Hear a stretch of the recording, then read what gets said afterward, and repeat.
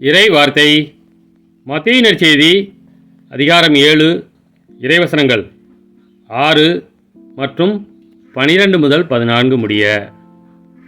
அக்காலத்தில் இயேசு தம் சீடரை நோக்கி கூறியது: தூய்மையானது எதையும் நாய்களுக்கு கொடுக்க வேண்டாம்.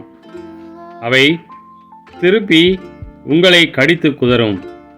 மேலும் உங்கள் முத்துக்களை பன்றிகள் முன் எறிய வேண்டாம். எறிந்தால் அவை தங்கள் கால்களால் அவற்றை மிதித்துவிடும். ஆகையால் பிறர் உங்களுக்கு செய்ய வேண்டும் என விரும்புகிறவற்றை எல்லாம் நீங்களும் அவர்களுக்கு செய்யுங்கள். இறைவாக்குகளும் திருச்சட்டமும் கூறுவது இதுவே: இடுக்கமான வாயிலின் வழியே நுழையுங்கள், ஏனெனில் அழிவுக்கு செல்லும் வாயில் அகன்றது, வழியும் விரிவானது, அதன் வழியே செல்வோர் பலர். வாழ்வுக்கு செல்லும் வாயில் மிகவும் இடுக்கமானது, வழியும் மிக குறுகலானது, இதை கண்டுபிடிப்போர் சிலரே. கிறிஸ்துவின் நற்செய்தி.